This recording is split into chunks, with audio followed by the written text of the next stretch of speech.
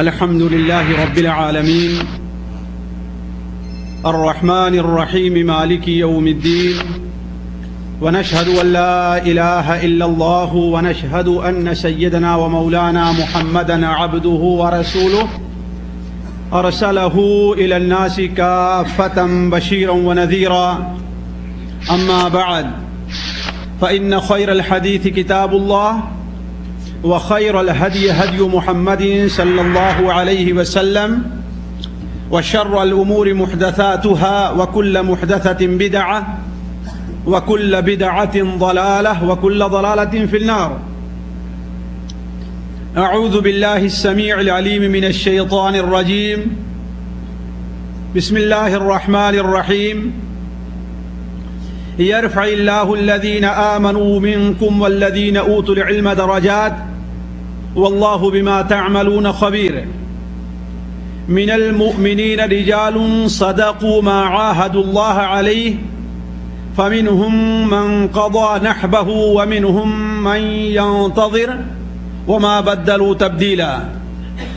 سبحانك لا علم لنا إلا ما علمتنا إنك أنت العليم الحكيم. رب اشرح لي صدري ويسر لي أمري واحلل عقدة من لساني يفقه قولي واحلل عقدة من لساني يفقه قولي. عزیز ساتھیوں، دینی بھائیوں، السلام علیکم ورحمۃ اللہ وبرکاتہ. پچھلے ہفتے امام اعظم ابو حنیفہ رحمہ اللہ کا ذکر خیر ہوا تھا. آج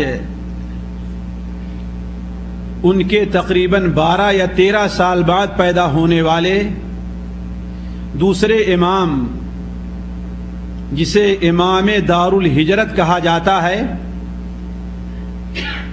حضرت مالک ابن انس رحمہ اللہ کا کچھ بیان ہوگا. ساتھیوں، یہ بات ذہن میں رہنی چاہیے کہ یہ ائمہ، ان کے فضائل، ان کی خوبیاں اور ان کے مناقب، ان کے حالات اور ان میں پوشیدہ عبرتیں اس کثرت سے ہیں کہ انہیں ایک دو یا چند مجلسوں میں بیان کرنا مشکل ہے. اس کی ایک چھوٹی سی مثال میں دوں کہ آج جس نیک سیرت اور نیک صورت عالم اور امام کا ذکر میں کرنا چاہتا ہوں، ان کا تذکرہ امام ذہبی رحمہ اللہ نے اپنی مشہور کتاب سیر و اعلام النبلاء کے اندر جب کیا ہے تو اس کے اندر ان کے تذکرے میں بہت اختصار سے کام لیا تو تقریباً 100 صفحہ نقل کیا ہے. 100 صفحے پر ان کا تذکرہ کیا ہے. اب اس سے اندازہ لگائیں کہ اگر امام مالک رحمہ اللہ، اسی طریقے سے ان سے پہلے جن کا ذکر ہوا امام ابو حنیفہ رحمہ اللہ، یا اگلی مجلس اور اس کے بعد والی مجلس میں جن ائمہ کا ذکر ہوگا، یعنی امام شافعی رحمہ اللہ اور امام احمد بن حنبل رحمہ اللہ، ان کا تذکرہ صرف ایک مجلس کے اندر پورا نہیں بیان کیا جا سکتا. صرف مقصد کیا ہے؟ اشارہ کرنا ہے. ان کی زندگی سے متعلق چند پہلو اور زندگی سے متعلق چند نکات آپ لوگوں کے سامنے رکھے ہیں کہ انہی پر قیاس کر کے ان کی پوری زندگی یا ان کے زمانے میں اور دوسرے جو عالم تھے، ان کے اساتذہ یا ان کے شاگردوں کے بارے میں پتہ لگایا جا سکتا ہے کہ اسلام نے کس قدر ہونہار، جانباز اور اپنا سب کچھ قربان کر دینے والے اہل علم کو جنا ہے کہ ان کی مثال دنیا کی تاریخ میں ملنی مشکل ہے۔ اگر آپ اسے اپنی عام زبان میں سمجھنا چاہتے ہیں تو یہ سمجھ لیجئے کہ ایک آدمی ایک پتیلی میں چاول ڈالتا ہے پکنے کے لیے، یا بڑی پتیلی میں گوشت کی بوٹیاں ڈالتا ہے، چاول کی تعداد اس میں کتنی ہوتی ہوگی؟ ظاہر بات سینکڑوں اور ہزاروں ہوتی ہوگی، لیکن آدمی صرف ایک چاول نکال کر کے دیکھتا ہے، اگر وہ پکا ہے تو پوری پتیلی پوری ہانڈی کے اوپر حکم لگا دیتا ہے کہ وہ تیار ہو چکی ہے۔ تو اب اسی طریقے سے ایک مجلس میں چند باتیں ان ائمہ سے متعلق صرف اس لیے رکھنا چاہتا ہوں کہ اس سے آپ اندازہ لگا لیں کہ مجھ جیسا چھوٹا آدمی، مجھ جیسا معمولی پڑھا لکھا آدمی، مجھ جیسا معمولی علم رکھنے والا آدمی، اور پھر ایک ہی مجلس کے اندر اگر اتنے بڑے امام کا تذکرہ کرنا چاہتا ہے تو ان کی پوری زندگی کیسے بیان کر سکتا ہے؟ لیکن اندازہ لگا لیں کہ وہ کس قدر عظیم علم رکھنے والا، تقوی والا، اخلاص والا عالم ہوگا کہ اس سے متعلق یہ باتیں بیان کی جا رہی ہیں۔ تو ہم آتے ہیں امام مالک ابن انس رحمہ اللہ سے متعلق۔ امام مالک ابن انس رحمہ اللہ کا زمانہ خلفائے بنو عباسیہ اور خلفائے بنو امیہ کا دور ہے۔ آپ رحمہ اللہ نے خلفائے بنو امیہ کا ارتقاء بھی دیکھا اور زوال بھی دیکھا، اور اس کے بعد خلفائے بنو عباسیہ کی ابتدا اور ان کا عروج بھی دیکھا۔ امام مالک رحمہ اللہ سن 92 یا 93 ہجری میں اسی سال پیدا ہوئے جس سال اللہ کے رسول صلی اللہ علیہ وسلم کے خادم خاص حضرت انس بن مالک رضی اللہ تعالی عنہ کا انتقال ہوا ہے۔ امام مالک رحمہ اللہ کا عصر پیدائش خلفائے بنو امیہ کے سب سے ہونہار، بلکہ جسے خلفائے بنو امیہ کا گولڈن پیریڈ یا عہد زرعی کہنا چاہیے، یعنی ولید ابن عبد الملک رحمہ اللہ کے زمانے میں ہوا ہے۔ آپ رضی اللہ عنہ کا زمانہ آپ صلی اللہ علیہ وسلم کے فرمان کے مطابق وہ زمانہ ہے جسے خیر القرون کہا جاتا ہے، اس لیے کہ آپ رضی اللہ عنہ اگرچہ بعد دو ایک ان صحابہ کے زمانے میں پیدا ہو چکے تھے جو ابھی اس دنیا میں موجود تھے، لیکن آپ کی ملاقات کسی صحابی سے نہیں ہے، اسی لیے آپ تابعی نہیں بلکہ تبع تابعی ہیں۔ اور آپ صلی اللہ علیہ وسلم نے اس زمانے سے متعلق فرمایا ہے خیر القرون قرنی ثم الذین یلونہم ثم الذین یلونہم، میرا سب سے بہتر زمانہ میرا زمانہ ہے، اس کے بعد وہ زمانہ جو میرے بعد لوگوں کا ہوگا یعنی صحابہ کرام کا، اس کے بعد وہ زمانہ جو تابعین کا زمانہ ہوگا۔ اور امام مالک رحمہ اللہ نے تابعین کا زمانہ بھی دیکھا ہے اور خود آپ تبع تابعی ہیں، تبع تابعین کا زمانہ بھی دیکھا ہے۔ آپ رضی اللہ آپ رحمہ اللہ خلفائے بنو امیہ کے ولید ابن عبد الملک کا زمانہ، سلیمان ابن عبد الملک کا زمانہ، عمر ابن عبد العزیز رحمہ اللہ کا زمانہ، اور اس کے بعد ہشام ابن عبد الملک، یزید ابن عبد الملک، ولید ابن یزید اور مروان الحمار کا زمانہ پایا۔ اس کے بعد خلفائے بنو عباسیہ میں آپ رحمہ اللہ نے خلفائے بنو عباسیہ کے ابو جعفر المنصور نہیں ابو العباس الصفاح، ابو جعفر المنصور، مہدی، ہادی اور ہارون رشید کا بھی زمانہ آپ نے دیکھا۔ اور آپ جانتے ہیں کہ ہارون اور مامون رشید کا وہ زمانہ تھا جو خلفائے بنو عباسیہ کا عہد زرعی یا اسے گولڈن پیریڈ کہنا چاہیے۔ آپ رضی اللہ عنہ یا آپ رحمہ اللہ کی پیدائش ولید ابن عبد الملک کے زمانے میں بعض روایات کے مطابق ذی المروہ کے اندر ہوئی۔ ذی المروہ یہ وادی علا جسے آج وادی علا کا نام دیا جاتا ہے، آپ رضی اللہ عنہ وہاں پیدا ہوئے۔ بعض علماء کہتے ہیں کہ نہیں، آپ کی پیدائش مدینہ منورہ میں ہے۔ آپ کا خاندان یمن سے تعلق رکھتا تھا اور یمن کا ایک مشہور خاندان ذی الاسبح تھا جو کسی وقت میں یمن کا حاکم اور یمن کی باغڈور ان کے ہاتھ میں رہ چکی ہے صنعاء کے اندر، وہ ان سے تعلق رکھتے تھے۔ آپ کے دادا یا پردادا ابو عامر الاسبحی کے بارے میں آتا ہے بعض روایات کے مطابق کہ انہوں نے اللہ کے رسول صلی اللہ علیہ وسلم کے ہاتھ پر بیعت کی اور غزوہ بدر اور احد کے علاوہ آپ صلی اللہ علیہ وسلم کے ساتھ تمام غزوات میں شریک رہے۔ اگرچہ بعض دوسرے سیرت نگاروں نے اسے قبول نہیں کیا ہے، البتہ بعض سیرت نگار اسے کہتے ہیں، لیکن جہاں تک آپ کے دادا کا تعلق ہے مالک ابن ابی عامر، اس میں کوئی شک نہیں کہ یہ کبار تابعین میں سے تھے۔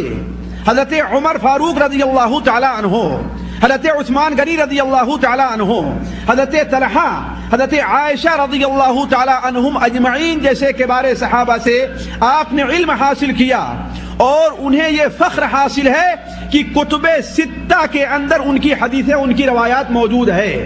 مالک بن ابی عامر ان بڑے بہادر اور جانباز تابعین میں سے تھے کہ جس وقت بلوائیوں اور فتنہ پرداز لوگوں نے اللہ کے رسول صلی اللہ علیہ وسلم کے داماد ذو النورین خلیفۃ المسلمین، امت کے اندر سب سے باحیا اور امت کے اوپر سب سے زیادہ رحم کرنے والے شخص حضرت عثمان غنی رضی اللہ تعالیٰ عنہ کو شہید کیا، تو حضرت مالک ابن ابی عامر رحمہ اللہ ان جانباز چار بہادروں میں تھے جنہوں نے فتنے کی پرواہ نہ کرتے ہوئے اپنی جان کو اپنے ہاتھوں پہ رکھ کر کے رات میں لے جا کر کے انہیں بقیع کے اندر دفن کیا ہے۔ حضرت مالک ابن ابی عامر ان کے بیٹے انس ہیں جو حضرت مالک ابن انس رضی اللہ رحمہ اللہ کے والد ہیں۔ حضرت انس ابن مالک یعنی حضرت مالک ابن انس کے والد، ان کے بارے میں کوئی تفصیل مروی نہیں ہے کہ انہوں نے علم حاصل کیا، اس لیے یہ کچھ نہیں کہا جا سکتا۔ البتہ آپ کے چچا میں دو تین چچا ایسے ہیں جو حدیث کے راوی اور حدیث کے عالم رہے ہیں، انہی میں سے ایک مشہور چچا جو کتب ستہ کے راویوں میں سے ہیں ابو سہیل، جن کا نام نافع بن مالک ہے۔ صحیح بخاری اور مسلم میں ان کی حدیثیں موجود ہیں اور تابعین کے درمیانی طبقہ سے تعلق رکھتے ہیں۔ یہ انس بن مالک حضرت مالک ابن انس رحمہ اللہ کا خاندان ہے۔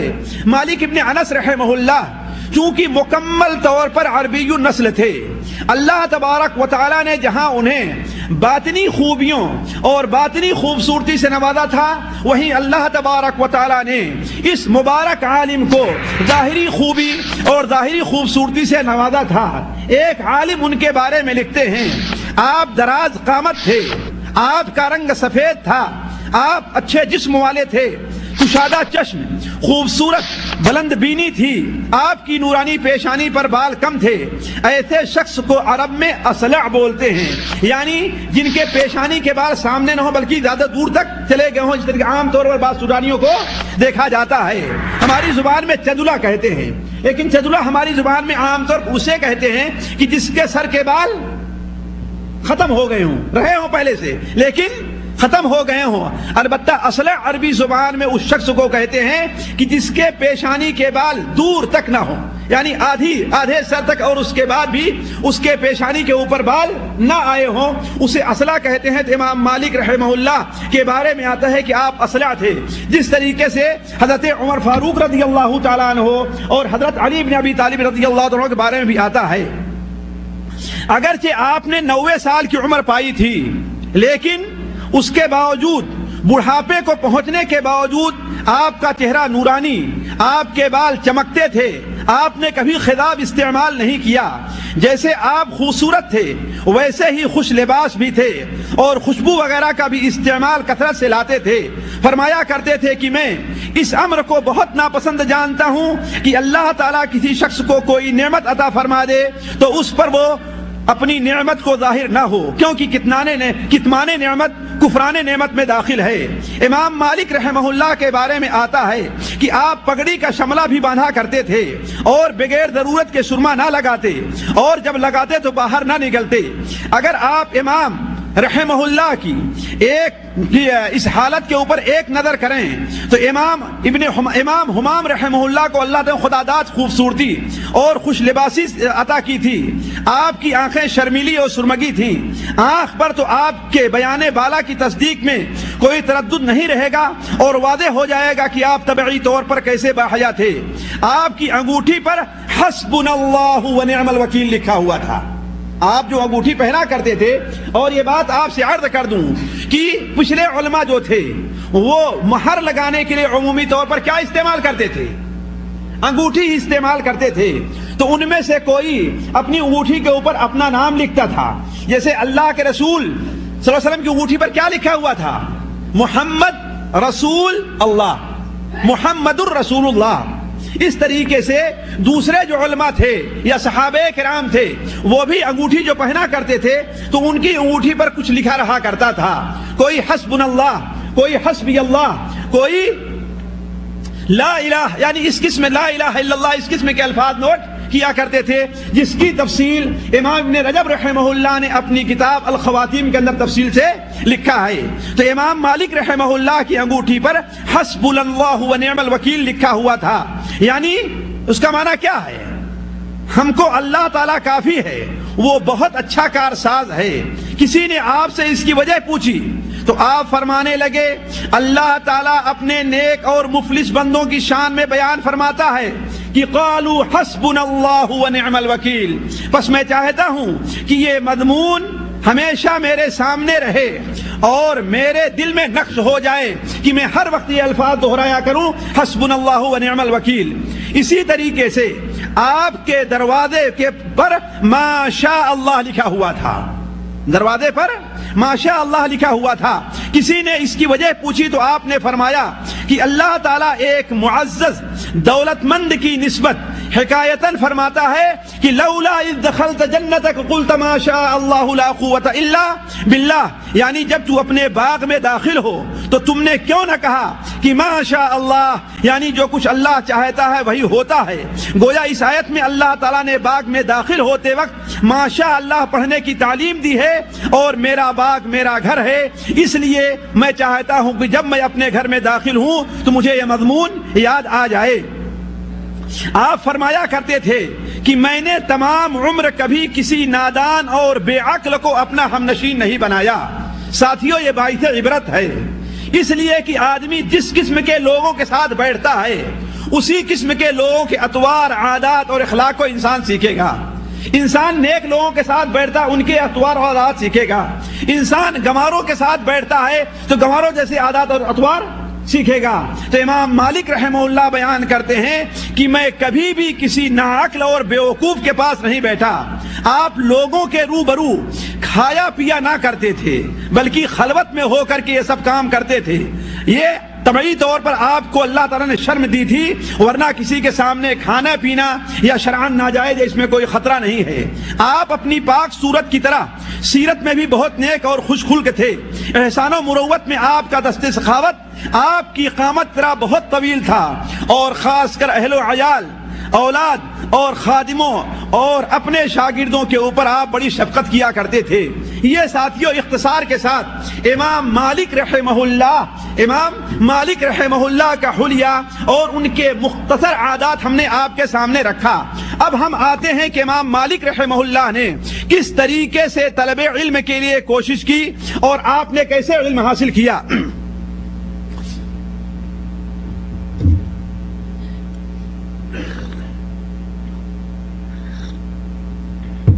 اس وقت اچھے گھرانے والے ان کا عام یہ رویہ تھا کہ وہ اپنے بچوں کو بچپن ہی سے خصوصاً قرآن مجید کے حفظ کی تعلیم دیا کرتے تھے، اور جب قرآن مجید بچہ پڑھ لیا کرتا تھا تو اس کے بعد حدیث رسول کی تعلیم دیا کرتے تھے۔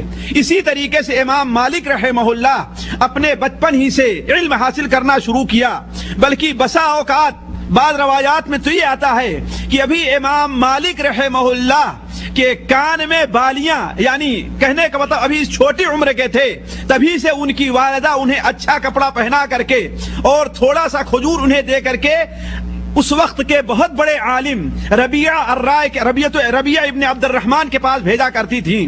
تو چھوٹی ہی عمر میں انہوں نے علم حاصل کرنا شروع کیا، لیکن ایسا پتہ چلتا ہے کہ جس طریقے سے عام بچے ہوتے ہیں ویسے شروع میں ان کی زندگی جو تھی زیادہ علم کی طرف توجہ نہ دیتی تھی، لیکن ایک واقعہ ایسا پیش آیا جس نے ان کی زندگی کی دھارا بدل دی۔ چنانچہ کہا جاتا ہے، خود بیان کرتے ہیں کہ ایک بار میرے ساتھ پڑھنے والے میرے ایک بھائی تھے جن کا نام نضر ابن انس تھا۔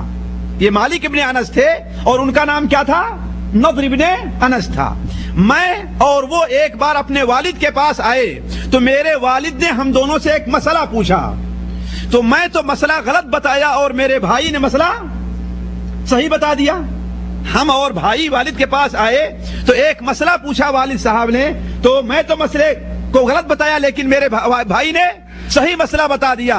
تو میرے والد اس پر سخت ناراض ہوئے اور کہا کہ تمہیں جب کبوتر اڑانے سے فرصت ملے گی تب نہ علم حاصل کرو گے، جب تمہیں کبوتر اڑانے سے فرصت ملے گی تب نہ علم حاصل کرو گے۔ اس بات نے امام مالک رحمہ اللہ کے اوپر بہت اثر کیا، اور اس قدر اثر کیا کہ علم حاصل کرنے کے لیے انہوں نے اپنا سب کچھ قربان کر دیا۔ حتیٰ کہ آتا ہے کہ والد کے انتقال کے بعد ان کے گھر کے اندر جو لکڑیاں لگی ہوئی تھیں اس کو بھی بیچ کر کے امام مالک رحمہ اللہ نے علم حاصل کیا ہے۔ ساتھیوں، یہ مسئلہ مشہور ہے اہل علم کے نزدیک کہ جس شخص کو علم حاصل کرنا ہے وہ علم کو اپنا سب کچھ دے دے، علم کو اپنا سب کچھ دے دے، اپنا سارا آرام دے دے، اپنی ساری صحت و عافیت دے دے، اپنا سارا وقت دے دے، اپنا سارا مال دے دے، پھر اس کے بعد علم اپنے میں سے کچھ حصہ اسے دیا کرتا ہے۔ کوئی انسان آرام کر کے راتوں کو جاسو کر کے علم حاصل نہیں کرتا، بلکہ بچپن میں جو عربی کی سب سے پہلی کتاب ہم نے پڑھی تھی اس کے اندر ایک شعر پڑھا تھا کہ بقدر القد تکتسب المعالی ومن طلب العلا سحر اللیالی۔ انسان جیسی کوشش کرتا ہے اپنی کوشش کے مطابق وہ بلند مقام بھی حاصل کرتا ہے، اور جو بلند مقام حاصل کرنا چاہتا ہے وہ راتوں رات جاگتا ہے۔ ومن طلب العلا سحر اللیالی ومن طلب العلا من غیر قد اضاع العمر فی طلب المحالی۔ اور جو یہ چاہتا ہے کہ بغیر محنت کے، بغیر کوشش کے ہمیں بلندی حاصل ہو جائے، تو گویا ایک محال چیز حاصل کرنے کے لیے اپنی عمر کو خرچ کر دے رہا ہے۔ یغوص البحر من طلب اللآلی ویحظى بالسیادة والنوالی۔ جو انسان موتی اور ہیرے چاہتا ہے وہ سمندر کی تہ میں جا کر کے گوتے لگاتا ہے، سمندر کے کنارے بیٹھ کر کے یا سمندر کے اوپر تیر کر کے کوئی آدمی ہیرے اور موتی حاصل نہیں کر پاتا۔ اسی طریقے سے علم حاصل کرنے کے لیے جو شخص اپنی صحت کو، اپنے وقت کو، اپنے آرام کو، اپنے مال کو سب کچھ کہیں جا کر قربان کر دیتا ہے، اس وقت علم کا کچھ حصہ اسے آ کر کے حاصل ہوتا ہے۔ امام مالک رحمہ اللہ اپنے علم حاصل کرنے کا واقعہ بیان کرتے ہوئے کہتے ہیں کہ ایک بار ہم لوگ اس وقت کے سب سے مشہور عالم امام زہری رحمہ اللہ کے پاس علم حاصل کرتے تھے۔ کہا عید کا دن آیا، عید کا دن آیا تو ہم نے سمجھا کہ آج امام زہری کے پاس کوئی نہیں جائے گا۔ کیوں؟ اس لیے عید کا موقع ہے اور سارے لوگ اپنے بال بچوں میں، اپنے ماں باپ، اپنے دوستوں، اپنے گھر کے اندر مشغول رہا کریں گے، اس لیے ہم نے اس وقت کو غنیمت سمجھا اور عیدگاہ سے اپنے گھر واپس نہ آ کر کے کہاں چلا گیا؟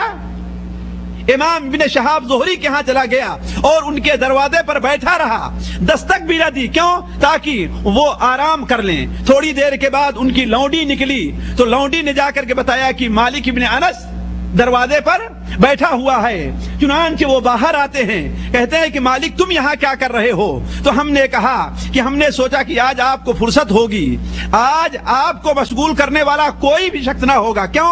इसलिए कि इमाम मालिक खुद बयान फरमाते हैं कि हम लोग इमाम ज़ुहरी यानी मोहम्मद इब्ने शहाब के दरवाजे पर इस कदर भीड़ लगाते थे, इस कदर भीड़ लगाते थे कि जब वो दरवाजा खुलता था और हम लोग अंदर दाखिल होना चाहते थे तो बसा औकात एक दूसरे के ऊपर गिर पड़ते थे। तो चूंकि इमाम ज़ुहरी के यहाँ इतनी भीड़ रहा करती थी, इसलिए इमाम मालिक रहमहुल्लाह ने इस मौके को गनीमत समझा कि भीड़ होने से पहले पहले चूंकि आज ईद का दिन है इसलिए उनके यहाँ चले जाना चाहिए।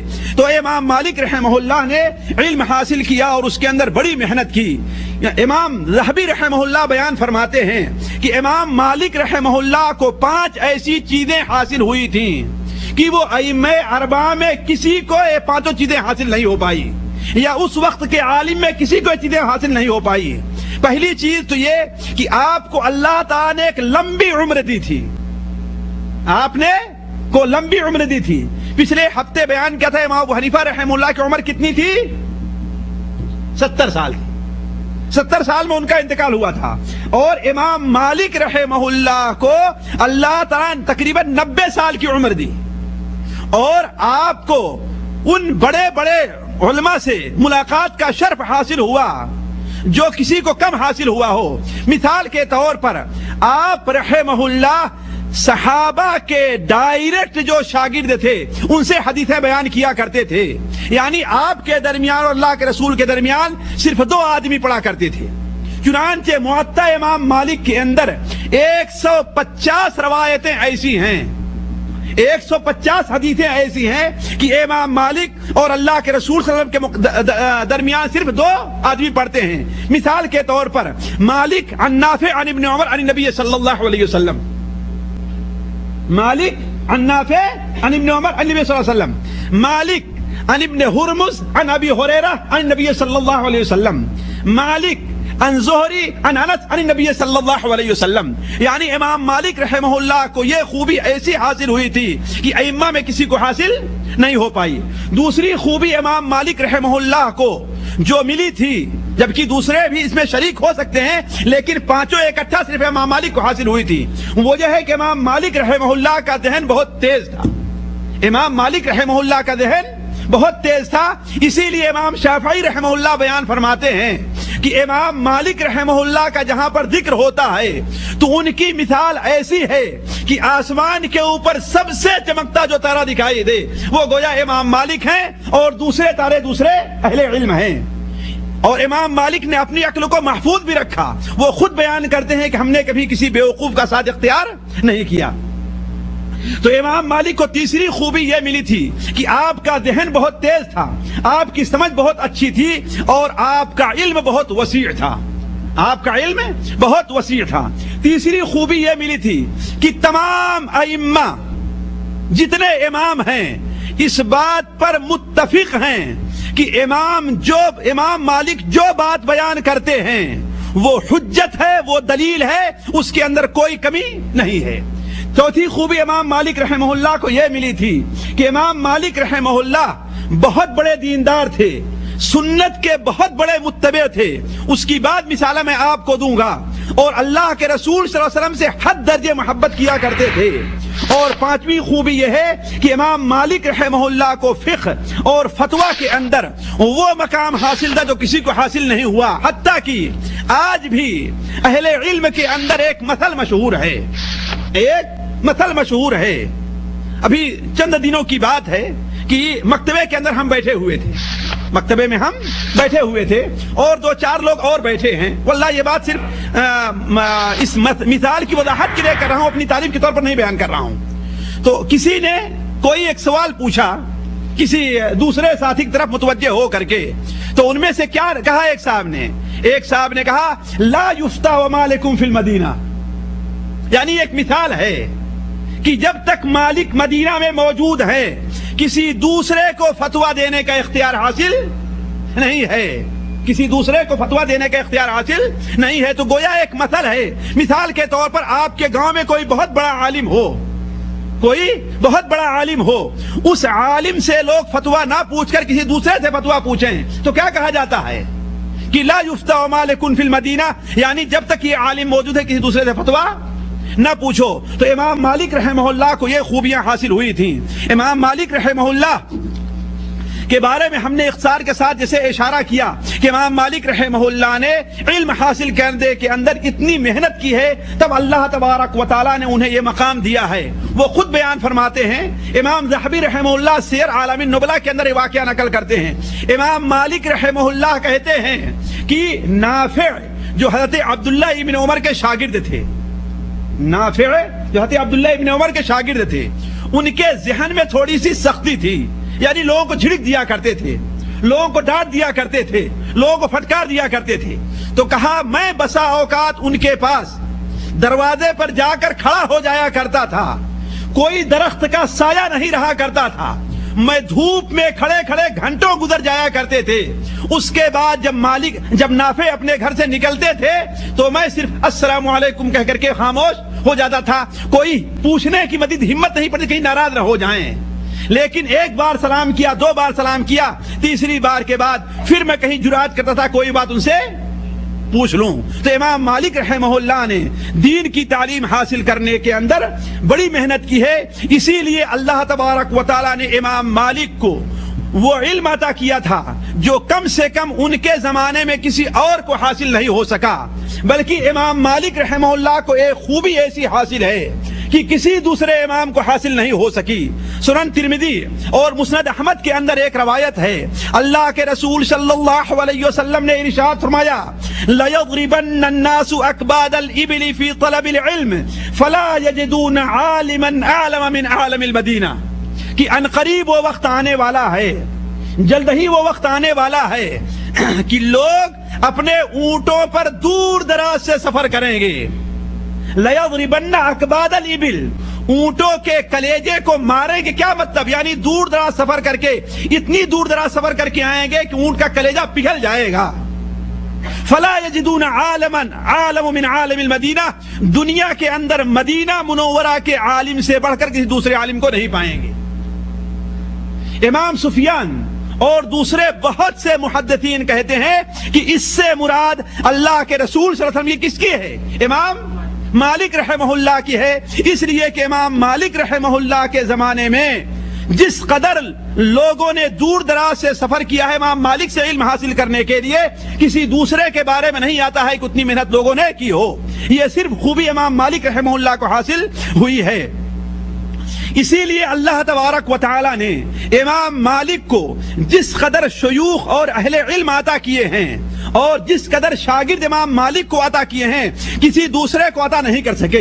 امام ذہبی رحمہ اللہ کے قول کے مطابق امام مالک رحمہ اللہ سے معطا امام مالک پڑھنے والے اور اسے لکھ کر لے جانے والے 1400 سے زائد لوگ ہیں۔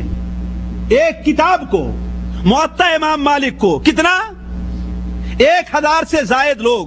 اور امام مالک رحمہ اللہ کی خوبی تھی کہ 17 سال کی عمر میں 18 سال کی عمر میں وہ علم کو حاصل کر کے فارغ ہو چکے تھے، اور 21 سال کے علم میں وہ درس دینے کے لیے اور فتویٰ دینے کے لیے بیٹھ گئے ہیں۔ ذرا سوچئے مسجد نبوی کے اندر کتنے سال فتویٰ دیا ہے امام مالک رحمہ اللہ نے اور کتنے سال علم پھیلایا ہے؟ 90 سال تقریباً ان کی عمر ہے، اس میں سے آپ 21 سال نکال دیا تو کتنا بنے گا جی؟ 70 کے قریب ہے نا، 69 سال، یعنی گویا 70 سال تک تقریباً امام مالک رحمہ اللہ مسجد نبوی کے اندر اس حال میں درس دیتے رہے کہ لوگوں میں یہ بات مشہور ہو گئی تھی کہ لا یفتیٰ مالک بالمدینہ۔ بلکہ ایک امام بیان کرتے ہیں کہ ایک بار میں حج میں گیا ہوا تھا، وہاں پر ایک شخص اعلان کر رہا تھا، اور ابو جعفر المنصور جو عباسی خلیفہ ہیں ان کے زمانے میں پورے موسم حج کے اندر اعلان ہو رہا تھا کہ لا یفتیٰ الا مالک وابن ماجشون، کہ امام مالک اور ان کے شاگرد ابن ماجشون کے علاوہ کسی دوسرے کو فتویٰ دینے کا حق حاصل نہیں ہے۔ اس سے پتہ چلتا ہے کہ امام مالک رحمہ اللہ کو علم کے اندر اور فتویٰ کے اندر کیا مقام حاصل تھا۔ ساتھیوں میں عرض کر رہا تھا کہ امام مالک رحمہ اللہ کے بارے میں اگر 10% بھی میں آپ کو 1.5 گھنٹے میں بیان کرنا چاہوں تو نہیں بیان کر سکتا، ان کی زندگی کے 10% بھی۔ اس لیے بعض چیزیں میں صرف اشارے کے طور پر بیان کرتا ہوں۔ دیکھیے ہمارے سامنے اللہ کے رسول صلی اللہ علیہ وسلم کی جو حدیثیں آئی ہیں، اس کے لیے ائمہ نے اور علماء نے بڑی کوشش کی ہے، یہاں تک احتیاط کیا کرتے تھے کہ وہ شخص جس سے کسی کے بارے میں معلوم ہو گیا کہ وہ اپنی زندگی میں اس نے ایک بار بھی جھوٹ بولا ہے دنیاوی معاملات میں، تو اس سے حدیث نہیں لیا کرتے تھے۔ اور امام مالک رحمہ اللہ اس بارے میں مکمل احتیاط کیا کرتے تھے۔ ذرا ایک چیزوں کے اوپر آپ غور کر لیں۔ امام مالک رحمہ اللہ کا بیان امام ابن عبد البر رحمہ اللہ اپنی کتاب الانتقاء کے اندر نقل فرماتے ہیں کہ امام مالک رحمہ اللہ نے بیان فرمایا 4 قسم کے لوگوں سے تم حدیثیں نہ لینا۔ اگر یہ چیز آج فٹ کر دی جائے تو ہم میں سے کوئی آدمی حدیث بیان کرنے کے لائق نہیں۔ یہ چیزیں فٹ کی جائے تو کوئی آدمی حدیث بیان کرنے اور حدیث پڑھانے کے لائق نہیں ہے۔ کہا 4 قسم کے لوگوں سے حدیثیں نہ لینا، اور اللہ تعالیٰ کا فضل ہے کہ آج لاکھ 1-2 نہیں بلکہ لاکھ اور کروڑ لوگ بھی پیدا ہو جائیں جو حدیثوں کے اوپر اعتراض، حدیثوں کو رد کرنا چاہیں تو اس سے کوئی فرق پانے والا نہیں۔ کیوں؟ اللہ تبارک و تعالیٰ نے ان علماء کی کوششوں کے اندر ایسی برکت عطا فرمائی ہے کہ آج ایسے ایسے اصول بن کر کے سامنے آ گئے ہیں جن پر نہ کہ صرف مسلمان فخر کرتے ہیں بلکہ ان اصول کو غیر قومیں بھی اپناتی ہیں۔ آج غیر قومیں بھی ان اصول کو اپناتی ہیں۔ تو امام مالک رحمہ اللہ نے کہا 4 قسم کے لوگ ایسے ہیں جن سے حدیثیں نہیں لینا چاہیے۔ پہلا کون شخص ہے؟ بے وقوف ہے۔ پہلا بے وقوف ہے۔ دوسرا کون شخص ہے؟ جو بدعتی ہو، جو اپنی بدعت طرف دعوت دینے والا ہو۔ تیسرا کون شخص ہے؟ وہ شخص جو دنیاوی معاملات میں جھوٹ بولتا ہو، اگرچہ اس شخص نے اللہ کے رسول کی حدیث بیان کرنے میں کوئی جھوٹ نہیں بولا ہے لیکن پھر بھی اس سے حدیث نہ لی جائے۔ اور چوتھا وہ نیک اور صالح اور بزرگ اور مسجد میں بیٹھ کر کے اللہ اللہ اور تسبیح جپنے والا شخص ہے جو لوگوں کی جانچ پڑتال نہیں کرتا، لوگوں کے بارے میں جانچ پڑتال نہیں کرتا۔ اسی لیے آج بھی دیکھیں کہ جس قدر بدعتیں پیدا ہوتی ہیں وہ زیادہ اللہ اللہ اللہ اللہ کرنے والے لوگوں ہی کے اندر بدعتیں پیدا ہوتی ہیں۔ اسی لیے علماء اس قسم کے لوگوں سے حدیثیں نہیں لیا کرتے تھے، بلکہ امام مالک رحمہ اللہ نے ایک بارے میں بیان فرمایا کہ ایک شخص کو میں جانتا ہوں، بلکہ کتنے ایسے لوگوں کو میں جانتا ہوں مدینہ منورہ کے اندر ہیں، اگر انہیں مسلمانوں کے بیت المال کا نگراں بیان کر دیا جائے تو ایک پائی بھی اس میں سے ادھر ادھر نہیں کریں گے، لیکن میں ان سے حدیث نہیں لینا چاہتا، میں ان سے حدیث نہیں لینا چاہتا۔ کیوں؟ اس لیے کہ ان کا یہ مضمون نہیں ہے، ان کا یہ فن نہیں ہے، ان کے بارے میں کچھ نہیں کہتا کہ انہوں نے کس سے حدیث لی ہے اور کس سے حدیث نہیں لی ہے۔ امام مالک رحمہ اللہ نے جس قدر مدینہ منورہ کی تعظیم کی اور حدیث رسول کی تعظیم کی ہے، دنیا میں شاید ہی اس کی مثال ملے۔ مثال کے طور پر امام ذہبی رحمہ اللہ سیر اعلام النبلاء میں نقل کرتے ہیں کہ تابعین میں ایک بہت بڑے عالم عمرو بن دینار ہیں، عمرو بن دینار بہت بڑے عالم ہیں، اور مالک ابن دینار جو بہت بڑے بزرگ تھے تابعین میں، ان کے بھائی ہیں۔ امام مالک رحمہ اللہ ان کے پاس ایک بار گئے حدیث لینے کے لیے، ایک بار حدیث لینے کے لیے گئے تو وہ کھڑے ہو کر کے حدیثیں بیان کر رہے تھے۔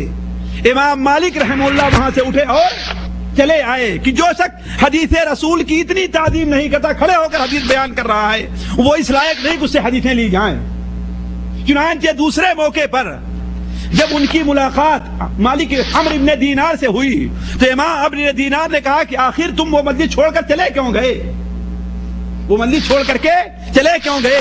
کہا اولاً تو آپ کی مجلس میں بیٹھنے کی جگہ نہیں تھی، اور ہم نے یہ ناپسند کیا کہ میں اللہ کے رسول صلی اللہ علیہ وسلم کے حدیث کو کھڑے ہو کر کے حاصل کروں۔ یہ تعظیم کی ہے امام مالک رحمہ اللہ حدیث رسول کی۔ بلکہ میں الشفاء لقاضی عیاض پڑھ رہا تھا، اس کے اندر ہم نے پڑھا کہ امام مالک رحمہ اللہ، دیکھیے بتا دوں، امام مالک رحمہ اللہ آخری دنوں میں انہیں سلسل بول کی بیماری ہو گئی تھی۔ سلسل بول سمجھتے ہیں نا، یعنی پیشاب رکتا نہیں ہے۔ تو وہ مسجد نبوی میں حاضر ہونا چھوڑ دیے تھے. کیوں چھوڑ دیا تھا؟ ان سے لوگوں نے پوچھا تو انہوں نے کہا کہ میں اللہ کے رسول صلی اللہ علیہ وسلم کی مسجد میں ناپاکی کی حالت میں پیر رکھنا نہیں چاہتا.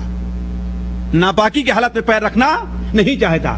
تو جب گھر کے اندر رہ گئے تھے اپنے، مسجد نہیں آیا کرتے تھے، تو اب اگر کوئی شخص ان کے پاس گھر میں جاتا تو اپنی لونڈی کو بھیجتے کہ جاؤ اس شخص سے پوچھ کر کے آؤ کہ وہ فتویٰ چاہتا ہے یا کہ اللہ کے رسول کی حدیثیں چاہتا ہے.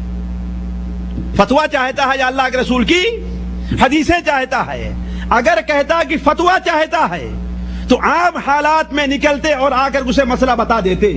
لیکن اگر لونڈی کہتی کہ حدیث رسول چاہتا ہے تو غسل خانے میں داخل ہوتے، اچھے طریقے سے نہاتے، نکل کر کے نیا کپڑا پہنتے، صاف ستھرا کپڑا پہنتے، خوشبو لگاتے، اور ایک کرسی رکھی جاتی، اس پر آ کر کے بیٹھ کر کے تب حدیث رسول بیان کرنا شروع کرتے.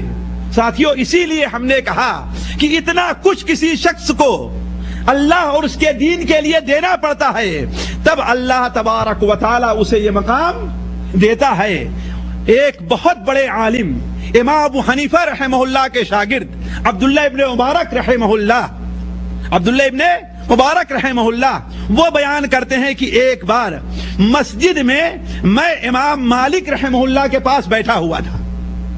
کیا دیکھتا ہوں کہ آپ درس دے رہے ہیں لیکن آپ کا چہرہ کبھی پیلا پڑ جا رہا ہے. ایسا محسوس ہے کہ آپ کو بڑی تکلیف ہو رہی ہے. ایسا 1-2 بار بلکہ 13-14 بار ہوا، لیکن آپ نے حدیث کا درس دینا بند نہیں کیا. درس کے بعد ہم نے پوچھا کہ امام صاحب آج کیا معاملہ تھا؟ انہوں نے کہا کہ میرا جو ہے کپڑا دیکھو. تو حضرت امام عبداللہ ابن عمارہ کہتے جب ہم نے کپڑا دیکھا تو ایک بچھو تھا جو امام مالک رحم اللہ کو رہ کر ڈنک مارتا تھا. جب ڈنک مارتا تھا اس کی چوٹ سے چہرہ بدل جایا کرتا تھا، لیکن امام مالک رحمہ اللہ نے حدیث کا درس دینا نہیں چھوڑا اور بچھو کا ڈنک مارنا برداشت کر لیا ہے. یہ تھی امام مالک رحمہ اللہ کی حدیث رسول کی تعظیم.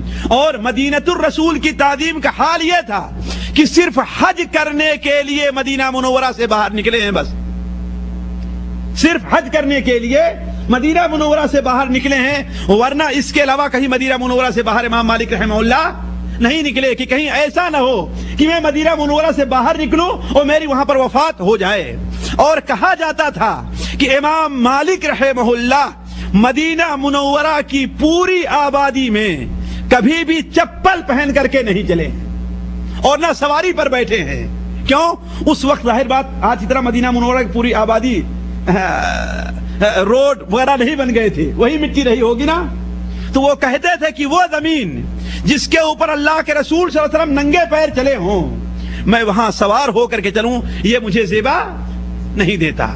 بلکہ بعد اوقات تو امام مالک رحمہ اللہ ان کی نیکیوں کو قبول فرمائے، ان کی لذتوں سے درگزر فرمائے، بسا اوقات غلو کی حد تک ہو کر جایا کرتے تھے کہ بعد ان کے تذکرہ نگاروں نے تو یہاں تک لکھا ہے کہ جو مدینہ منورہ کی حدود ہے بیماری کی حالت کے علاوہ چھوڑ کر کے کبھی بھی انہوں نے مدینہ منورہ کی حدود میں پیشاب پیخانہ تک نہیں کیا. یہ غلو یعنی زیادتی کی بات تھی، حد درجے تقوی کی بات تھی. اللہ تعالیٰ ان سے یہ قبول فرمائے. تو میں عرض کر رہا تھا کہ امام مالک رحمہ اللہ اس طریقے سے دین حدیث رسول کی خدمت، حدیث رسول کی تعظیم اور مدینۃ النبی کی تعظیم کیا کرتے تھے، جس کا نتیجہ تھا کہ اللہ تبارک و تعالیٰ نے بھی امام مالک رحمہ اللہ کو بڑا اونچا مقام دیا تھا. وہ اونچا مقام صرف میں 2 خواب سے آپ کے سامنے بیان کرنا چاہتا ہوں، ورنہ وہ اونچا مقام اگر علماء کے اقوال، امام شافعی نے کیا کہا جو ان کے خاص شاگرد تھے، عبداللہ ابن وہب نے کیا کہا جو خاص شاگرد تھے، لیث ابن سعد نے کیا کہا جو خاص شاگرد تھے، ابن ماجشون نے کیا کہا جو خاص شاگرد تھے، امام احمد حنبل نے کہا، امام بخاری نے کیا کہا، یہ دور کی بات ہے. بلکہ امام بخاری رحمہ اللہ کے نزدیک سب سے زیادہ صحیح حدیث کون سی ہے؟ جو حدیث امام مالک کے ذریعے ان تک پہنچی ہو. مالک عن نافع عن ابن عمر، یہ امام بخاری سب سے صحیح حدیث. بلکہ امام بخاری سے سلسلۃ الذہب کہتے ہیں، یعنی سونے کی کڑی، سونے کی کڑی. تو امام بخاری رحم اللہ ان لوگوں نے کیا کہا ہے تو بہت دور کی بات ہے، وہ سب آپ کے سامنے ذکر نہیں کیا جا سکتا. البتہ صرف 2 خواب جو ان کے بارے میں لوگوں نے دیکھا ہے وہ بیان کرنا چاہتا ہوں. حافظ ابن عبد البر رحمہ اللہ نے اپنی کتاب الانتقاء کے اندر نقل کرتے ہیں کہ ایک امام مالک کے شاگرد عبداللہ ابن مصعب الزبیری ہیں، وہ بیان فرماتے ہیں کہ میں امام مالک رحمہ اللہ کے پاس ساتھ مسجد میں بیٹھا ہوا تھا، مسجد نبوی کے اندر بیٹھا ہوا تھا، تو ایک شخص مسجد میں داخل ہوا اور کہتا ہے ایکم مالک ابن انس، تم میں مالک ابن انس کون ہے جو مالک ابن انس ہے؟ لوگوں نے کہا کہ امام مالک یہی ہیں۔ چنانچہ وہ شخص امام مالک کے سامنے آگے بڑھتا ہے، سلام کرتا ہے، سلام کر کے انہیں چپٹا لیتا ہے، اپنے سینے سے لگا کر کہتا ہے کہ اے مالک، آج ہم نے خواب میں دیکھا ہے کہ اسی مسجد کے اندر اللہ کے رسول صلی اللہ علیہ وسلم اسی جگہ پر بیٹھے ہوئے تھے اور کہا کہ مالک کو پکڑ کر کے لے آؤ۔ اللہ کے رسول نے کیا فرمایا؟ مالک کو پکڑ کر کے لے آؤ۔ چنانچہ آپ کو لایا گیا اور خوف سے آپ کے کندھے کانپ رہے تھے، تو اللہ کے رسول صلی اللہ علیہ وسلم نے ارشاد فرمایا لیس بک باس یا ابا عبداللہ، اے ابو عبداللہ، امام مالک کی کنیت کیا تھی؟ ابو عبداللہ تھی، اے ابو عبداللہ گھبراؤ نہیں، اس جگہ پر بیٹھ جاؤ۔ چنانچہ امام مالک وہاں پر بیٹھ گئے تو اللہ کے رسول صلی اللہ علیہ وسلم نے اپنا دامن کھولا اور امام مالک سے کہا اپنا دامن لو۔ آپ صلی اللہ علیہ وسلم نے مشک اور عنبر کو امام مالک کے دامن کے اندر پھیلا دیا۔ امام مالک رحمہ اللہ یہ سن کر کے رونے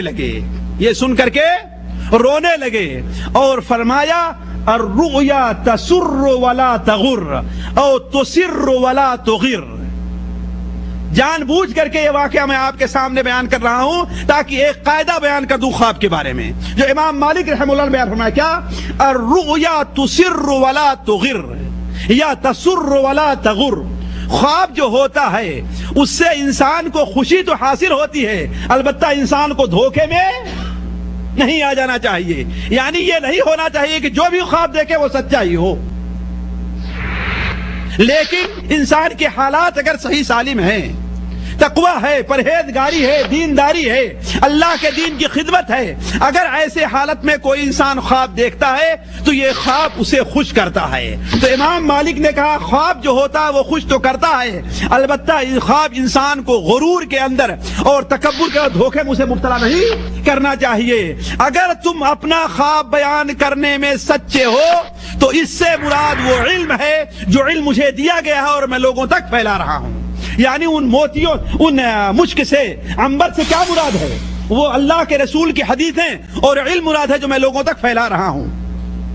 اسی طریقے سے عبدالعزیز دراوردی بیان فرماتے ہیں کہ ایک بار میں مسجد میں داخل ہوا، خواب میں ہم نے دیکھا کہ میں مسجد میں داخل ہو رہا ہوں اور اللہ کے رسول صلی اللہ علیہ وسلم کھڑے ہو کر کے خطبہ دے رہے ہیں۔ اتنے میں دیکھا کہ مالک ابن انس آگے بڑھ رہے ہیں، اسی دروازے سے جس دروازے سے اللہ کے رسول صلی اللہ علیہ وسلم داخل ہوتے تھے۔ آپ صلی اللہ علیہ وسلم نے جب دیکھا کہا اے مالک ادھر آؤ ادھر آؤ۔ جب امام مالک اللہ کے رسول کے قریب گئے تو اللہ کے رسول صلی اللہ علیہ وسلم نے اپنی اونٹھی اپنے دستے مبارک سے نکال کر کے امام مالک کے ہاتھ میں خواب کے اندر پہنا دی۔ اس کا مطلب کیا تھا؟ یعنی گویا کی مالک جو کچھ کر رہے ہیں، جو خدمت کر رہے ہیں، وہ گویا میرے دین کی تقریباً خدمت ہے جو امام مالک رحمہ اللہ کر رہے ہیں۔ ساتھیو، امام مالک رحمہ اللہ کی متعدد کتابیں اور بہت سی کتابیں ہیں، امام مالک رحمہ اللہ کی بہت سی کتابیں پائی جاتی ہیں، لیکن جو سب سے زیادہ مشہور کتاب اور سب سے زیادہ مفید کتاب ہے وہ کون سی کتاب ہے؟ موطا امام مالک ہے۔ موطا امام مالک ہے، یہ کتاب ایک جلد کے اندر پائی جاتی ہے اور اسلام کے اندر سمجھیے اور فقہی ابواب کے اوپر، یعنی طہارت ہے، نماز کا بیان ہے، طہارت کا ہے، یہ ہے، سب سے پہلی وہ کتاب ہے جو اسلام کے اندر لکھی گئی۔ اس سے پہلے کوئی کتاب لکھی نہیں گئی تھی، اس سے پہلے کوئی کتاب لکھی نہیں گئی تھی۔ امام مالک رحمہ اللہ نے کی کتاب ہے موطا امام مالک۔ اسے موطا کیوں کہتے ہیں؟ موطا کیوں کہتے ہیں؟ وطا یوطا معنی نرم کر دینا، آسان کر دینا۔ تو گویا امام مالک رحمہ اللہ نے علم کو، فقہ کو، حدیث رسول کو لوگوں کے لیے آسان کر دیا ہے۔ اس لیے اس کتاب کو کیا کہتے ہیں؟ موطا کہتے ہیں۔ اور آج دنیا کا کوئی بھی ایسا مدرسہ نہیں ہے عربی، دنیا کی کوئی ایسی چھوٹی بڑی لائبریری نہیں ہے، دنیا کا کوئی ایسا چھوٹا بڑا عالم نہیں ہے جو اس کتاب کا محتاج نہ ہو۔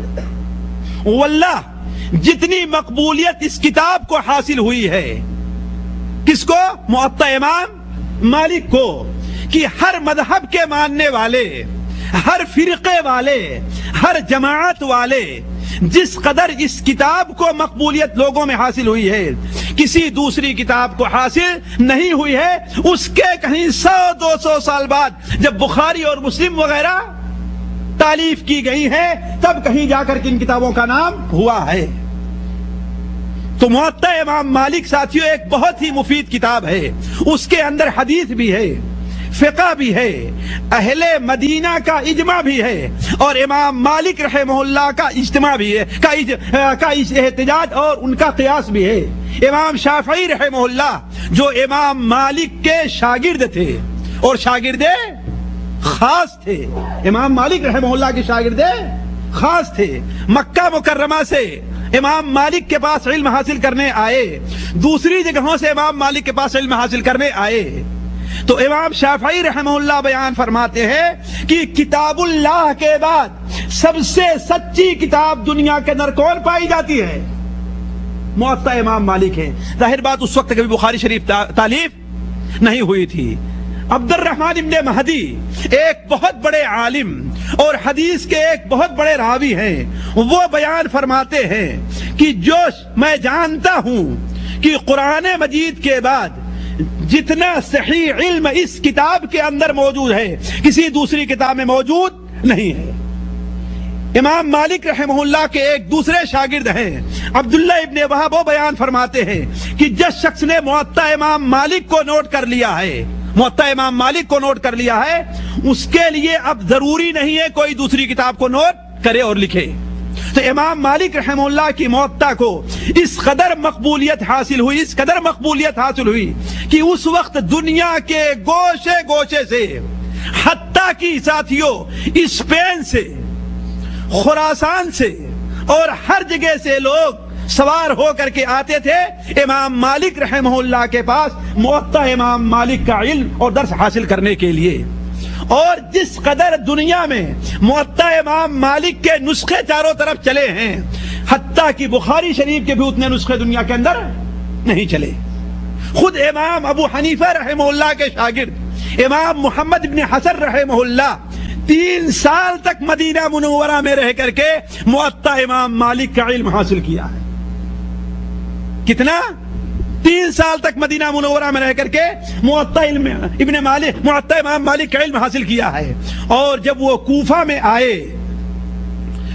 آئے ان کا خود بیان ہے کہ جب میں کوفہ میں آ کر کے جس دن موطا امام مالک کا درس دیا کرتا تھا تو میرے گھر میں بیٹھنے کی جگہ نہیں رہا کرتی تھی، میرے گھر میں بیٹھنے کی جگہ نہیں رہا کرتی تھی، اور جس دن بیٹھ کر کے میں اپنے استاد کا درس دیا کرتا تھا اس دن بڑی مشکل سے تھوڑے سے لوگ آیا کرتے تھے۔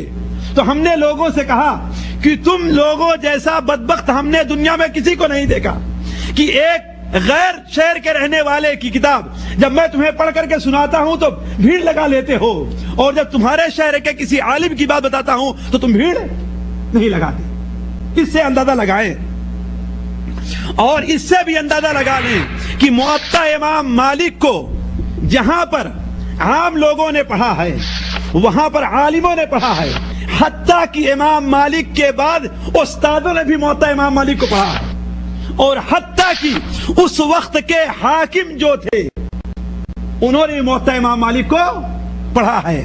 مثلا ابو جعفر المنصور اپنے وقت کا حاکم تھا، اور عرب دنیا جتنا آج ہے اس سے کہیں زیادہ دور اس کی حکومت تھی، کہیں زیادہ دور اس کی حکومت تھی۔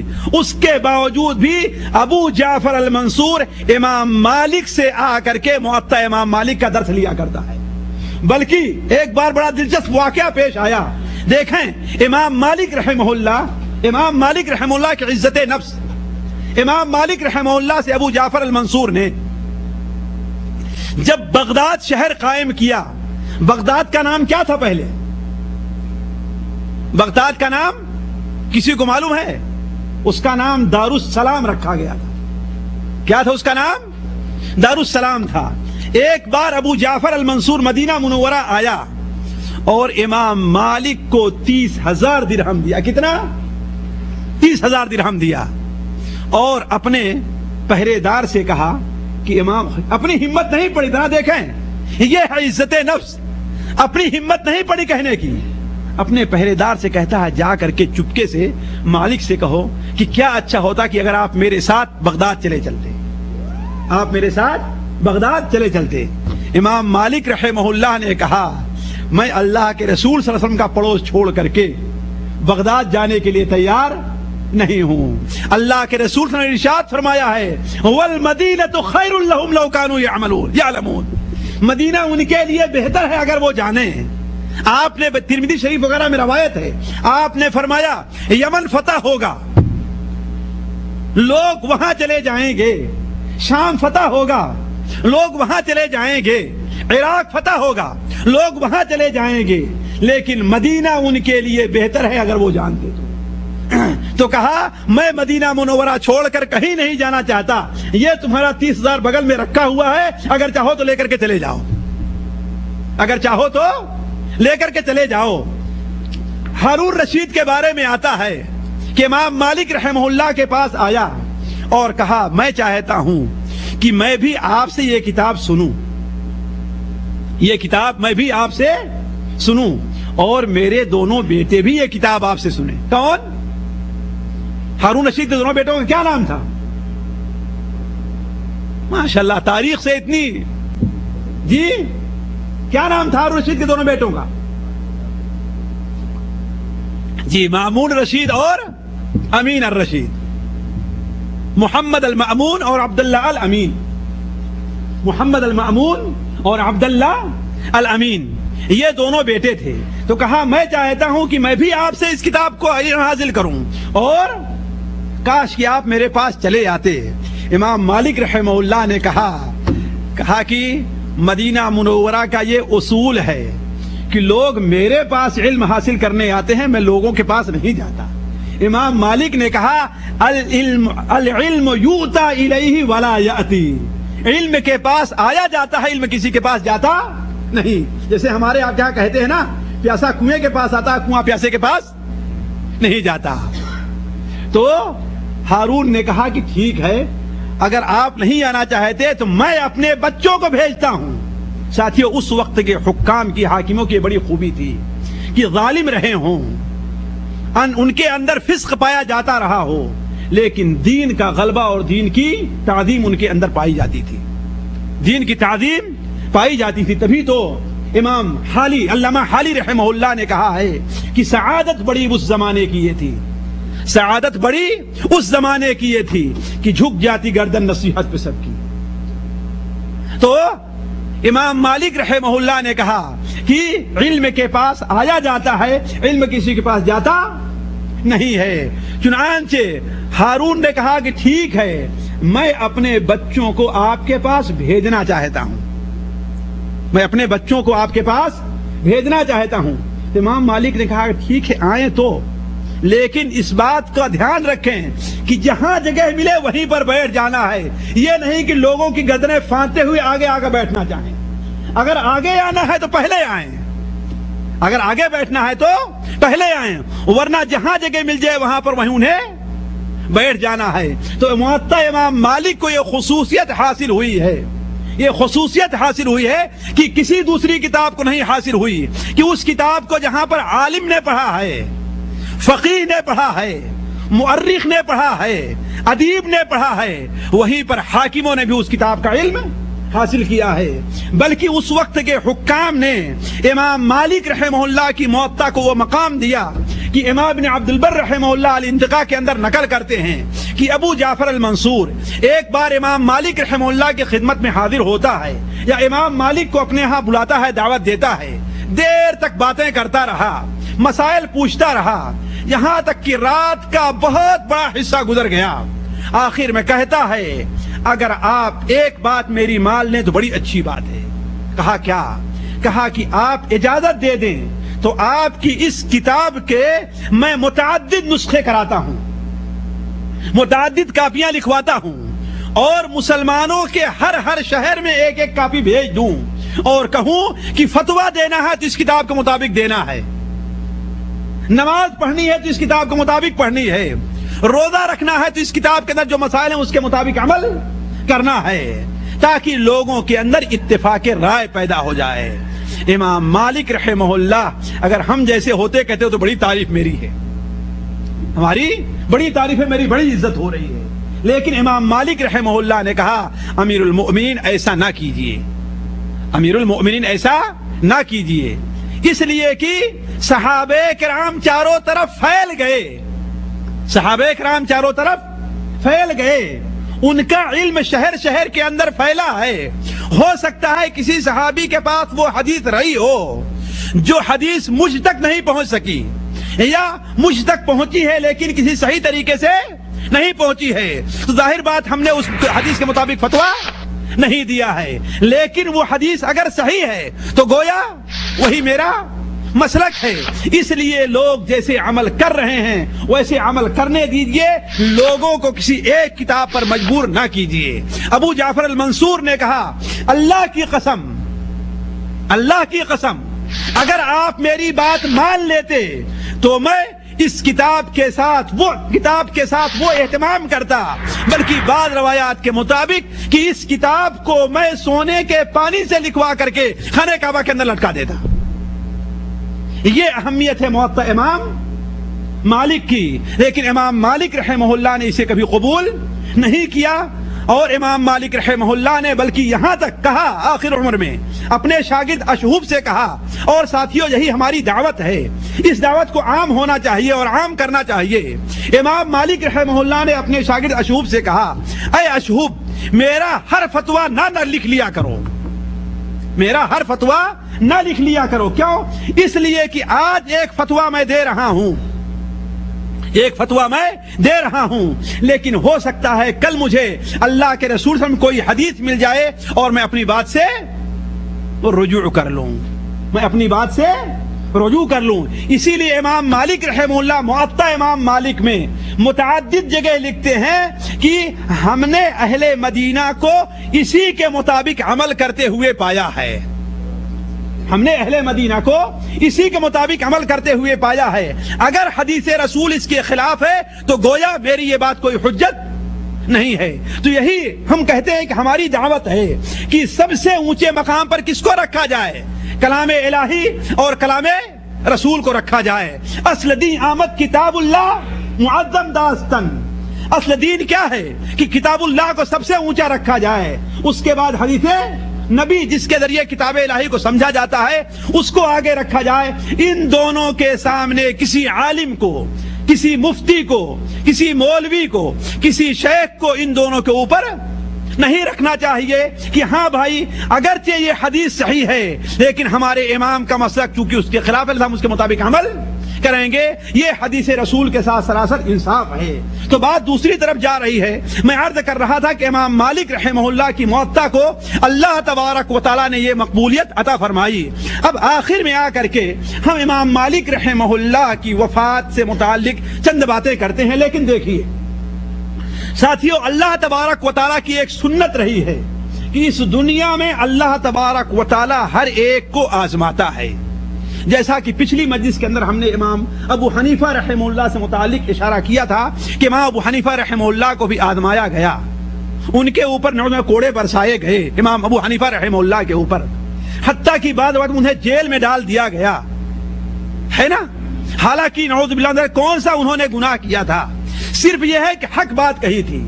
لیکن اللہ تبارک و تعالیٰ کی یہ سنت ہے، اللہ تبارک و تعالیٰ کا یہ اصول ہے کہ اللہ تعالیٰ اس دنیا کے اندر ہر ایک کو آزمائش کے اندر ڈالتا ہے۔ بھلا بتائیے اللہ کے رسول صلی اللہ علیہ وسلم جیسا سچا، آپ جیسا بلند مقام، آپ جیسا متقی، آپ جیسا پرہیزگار دنیا کے اندر کوئی آدمی نہ تو پیدا ہوا ہے اور نہ قیامت تک پیدا ہوگا۔ ہمارا آپ کا اس پر ایمان ہے کہ ایمان نہیں ہے؟ اگر کوئی اس پر ایمان نہیں رکھتا تو مومن ہے؟ وہ مومن نہیں ہے۔ لیکن آپ صلی اللہ علیہ وسلم کو کتنی تکلیفیں دی گئیں، کتنی تکلیف دی گئی آپ کو۔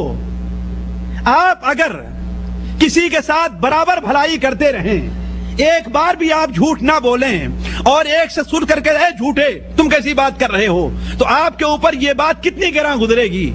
چہ جائے کہ اللہ کے نبی کی سچائی ہو، حضرت محمد صلی اللہ علیہ وسلم کی سچائی ہو، جسے لوگ نبوت سے پہلے صادق اور امین کہا کرتے تھے، لیکن انہیں جھٹلایا جائے، ان کے دل پر کیا گزرتی ہوگی۔ ذرا سوچیں اس نقطے کو۔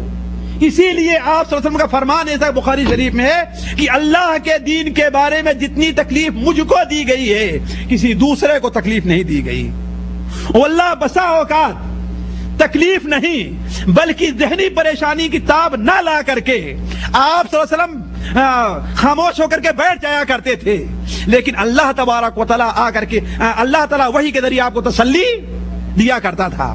تو اللہ تعالیٰ کی یہ سنت رہی ہے، اس سنت سے کسی کو چھٹکارا نہیں ہے۔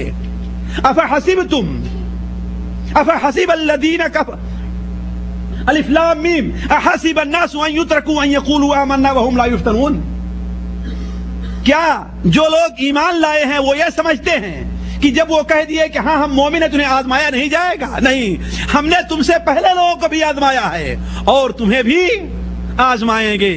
تو امام مالک رحمہ اللہ اسی سنت کے تحت امام مالک رحمہ اللہ کو بھی آزمایا گیا۔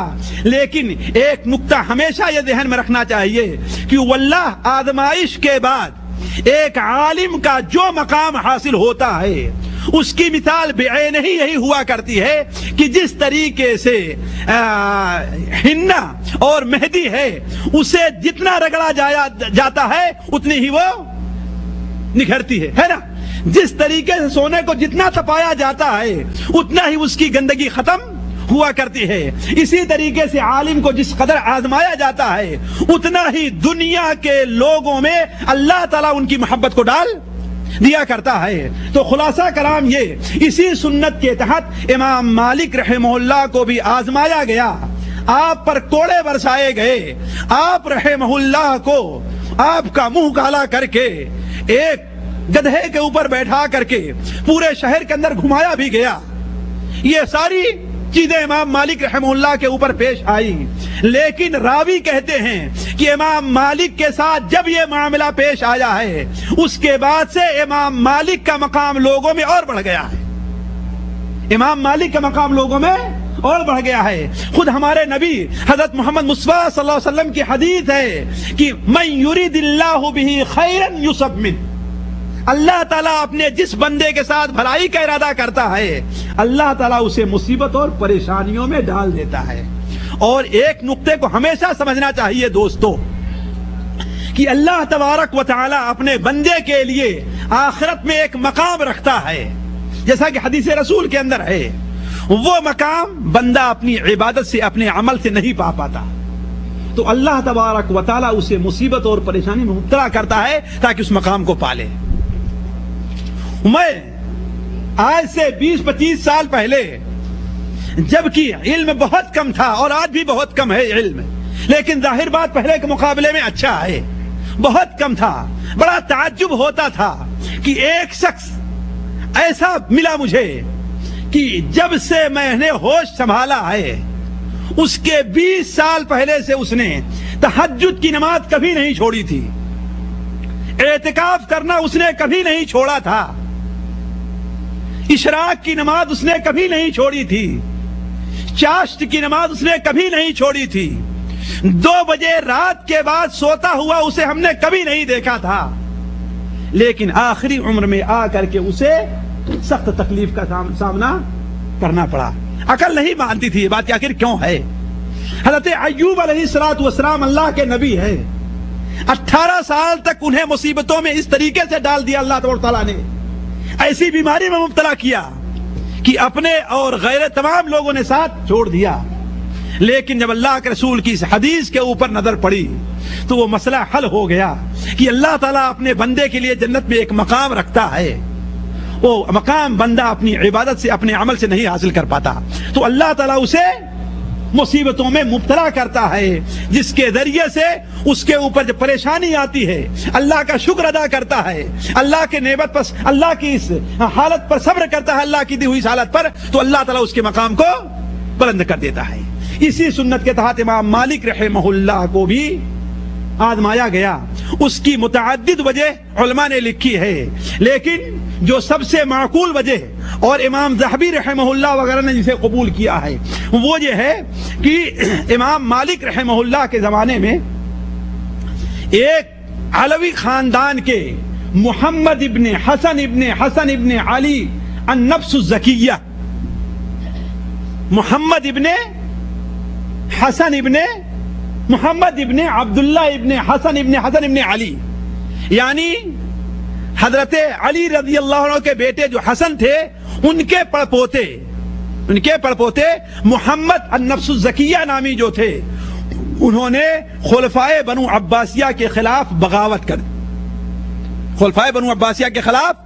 بغاوت کی اور بہت سے لوگ اس میں شریک ہوئے، اور اصل میں یہی وجہ بنی تھی امام ابو حنیفہ رحمہ اللہ کو سزا دینے کی کہ وہ ان کے ساتھ بیعت کرنے پر لوگوں کو ابھارتے ہیں، جیسا کہ پچھلی مجلس کے اندر ہم نے کہا تھا، پچھلی مجلس ہم نے بیان کیا تھا۔ تو امام مالک رحمہ اللہ پر بھی یہ الزام لگایا گیا کہ یہ چھپ کر کے لوگوں کو ابھارتے ہیں کہ محمد ابن عبداللہ ابن النفس الزکیہ کے ہاتھ پر بیعت کرو اور ابو جعفر المنصور کی بیعت کو ختم کر دو۔ وہ کیسے؟ کہا کہ وہ ایک فتویٰ دیتے ہیں کہ اگر آدمی کو مجبور کیا جائے طلاق دینے پر، اسے زبردستی طلاق لی جائے تو وہ طلاق واقع نہیں ہوتی۔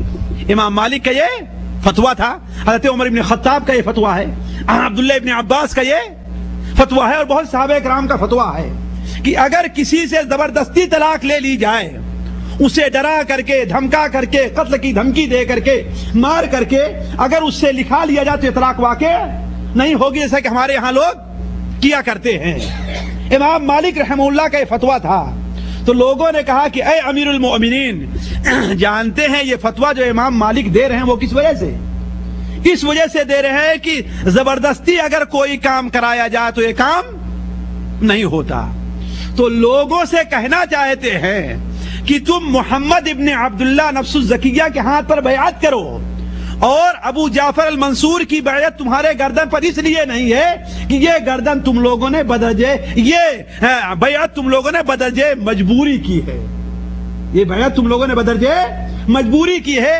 تو جس طریقے سے مجبور کر کے طلاق لی جائے تو وہ طلاق نہیں واقع ہوتی، اسی طریقے سے تمہارے گردن میں ابو جعفر المنصور کی بیعت بھی نہیں ہے۔ اس وقت مدینہ منورہ کا کے اندر ایک گورنر تھا، جعفر ابن سلیمان ہاشمی، حضرت عبداللہ ابن عباس کے خاندان کا تھا، جعفر ابن سلیمان الہاشمی۔ اس نے امام مالک رحمہ اللہ کو منع کر دیا کہ آپ فتویٰ نہ دیجیے، اس لیے کہ لوگ اسے بنیاد بنا کر کے ابو جعفر المنصور کے ہاتھ پر سے بغاوت کر کے محمد ابن عبداللہ نفس الزکیہ کے ہاتھ پر بیعت کر رہے ہیں۔ امام مالک رحمہ اللہ خاموش ہو گئے۔ اس نے اپنا ایک جاسوس بھیجا، کہا کہ جا کر کے مالک سے یہ فتویٰ پوچھو کہ اگر کوئی آدمی کسی سے بدرجے مجبور کر کے اسے زبردستی طلاق لے لے تو یہ طلاق واقع ہوگی کہ واقع نہیں ہوگی، یہ طلاق واقع ہوگی کہ واقع نہیں ہوگی۔ تو امام مالک رحمہ اللہ نے کہا کہ طلاق واقع نہیں ہوگی۔ یہ بات جا کر جاسوس نے جعفر ابن سلیمان جو مدینہ منورہ کا والی تھا اس سے گیا، تو جعفر ابن سلیمان نے امام مالک رحمہ اللہ کو پکڑا، آپ پر کوڑے برسوائے اور آپ کے ہاتھوں کو کھچوائے، یہاں تک کہ آپ کا ہاتھ یہاں سے اکڑ گیا، آپ کا ہاتھ یہاں سے اکڑ گیا، اور مدینہ منورہ کی گلیوں میں انہیں گھمایا۔ امام مالک رحمہ اللہ چیختے تھے کہ اے لوگو، جو مجھے پہچانتا ہے وہ پہچان لے، اور جو نہیں پہچانتا وہ جان لے کہ میں مالک ابن انس ہوں۔ گویا امام مالک رحمہ اللہ کا ایک پروپیگنڈا ہوا ان کے بارے میں، ان کی ایک شہرت ہو گئی لوگوں کے درمیان، اور امام مالک کی مقبولیت لوگوں میں اور بڑھ گئی۔ اس طریقے سے امام مالک رحمہ اللہ کو پریشانیوں کے اندر مبتلا کیا گیا۔ اب امام مالک رحمہ اللہ کی وفات سے متعلق دو چند کلمات کہہ کر کے میں اپنی بات سے کو ختم کرتا ہوں کہ امام مالک رحمہ اللہ علم و عمل کی دنیا میں تقریباً 90 سال رہ کر کے آپ رحمہ اللہ 22 دن بیمار رہ کر کے آپ کی وفات ہوئی ہے۔ راوی کا بیان ہے کہ اتوار کا دن تھا، 10 یا 14 ربیع الاول، 10 یا 14 ربیع الاول 179 میں، یعنی 7/9 189 نہیں 179 میں صبح کے وقت امام مالک رحمہ اللہ اس دنیا سے کوچ کر گئے ہیں۔ وہ علم کا چراغ جس نے 60-70 سال تک پوری دنیا کو اپنی روشنی سے اجالا، پوری دنیا کے اندر اجالا کیا تھا، آخر ظاہر بات ہے کہ اس دنیا میں جو شخص آیا ہے اسے ایک دن جانا ہے۔ امام مالک رحمہ اللہ بھی اس دنیا سے رخصت ہوئے۔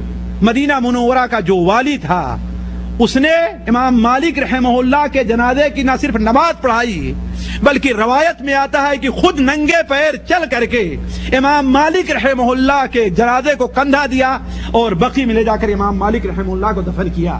امام مالک رحمہ اللہ کے شاگرد کہتے ہیں کہ امام مالک رحمہ اللہ کا انتقال جس دن ہونے والا تھا، ہم لوگوں نے امام مالک رحمہ اللہ سے پوچھا کہ امام صاحب حضرت کیا حالت ہے، آپ کی طبیعت کیسی ہے؟ امام مالک رحمہ اللہ نے کہا کہ مجھے پتہ نہیں، البتہ ایک بات میں تم لوگوں سے کہتا ہوں کہ تم لوگ عنقریب ہی بہت جلدی اللہ تبارک و تعالی کے عفو و درگزر کا عجیب منظر دیکھو گے، یعنی اللہ تعالیٰ میرے ساتھ عفو و درگزر کا عجیب معاملہ کرے گا۔ اور ساتھیوں، ایک مومن کی یہی صفت ہونی چاہیے کہ آخری عمر میں اللہ تبارک و تعالیٰ سے حسن ظن زیادہ ہونا چاہیے۔ اب اللہ تعالیٰ کے عذاب کا خوف کم اور اللہ تعالیٰ کی رحمت کی امید زیادہ ہونی چاہیے۔ تو چونکہ آخری وقت تھا اس لیے امام مالک رحمہ اللہ نے کہا کہ عنقریب تم اللہ تبارک و تعالیٰ کے عفو و درگزر کا معاملہ عجیب دیکھو گے۔ وہ راوی کہتے ہیں کہ بس تھوڑے ہی دیر کے اندر ہوا کہ امام مالک رحمہ اللہ کی آنکھیں بند ہو گئیں اور ان کی روح پرواز کر گئی اور ہم لوگوں نے انہیں چادر اڑا دیا۔ امام شافعی رحمہ اللہ بیان فرماتے ہیں کہ میں ان دنوں مدینہ مکہ مکرمہ میں تھا، میری پھوپھی نے خواب دیکھا کہ اے بیٹے آج ہم نے یہ خواب دیکھا ہے کہ ایک شخص اعلان کر رہا ہے کہ آج رات کو دنیا کا سب سے بڑا عالم انتقال کر گیا، آج رات کو دنیا کا سب سے بڑا عالم انتقال کر گیا۔ امام شافعی رحمہ اللہ کہتے ہیں میرے ذہن میں آیا کہ یہ شاید امام مالک رحمہ اللہ ہیں، چنانچہ کہتے ہیں جب ہم نے حساب لگایا، ظاہر بات اس وقت نہ تو ٹیلی فون تھا اور نہ تو تار تھا، امام شافعی کہتے ہیں جب ہم نے اندازہ لگایا تو اسی دن امام مالک رحمہ اللہ کا انتقال ہوا تھا۔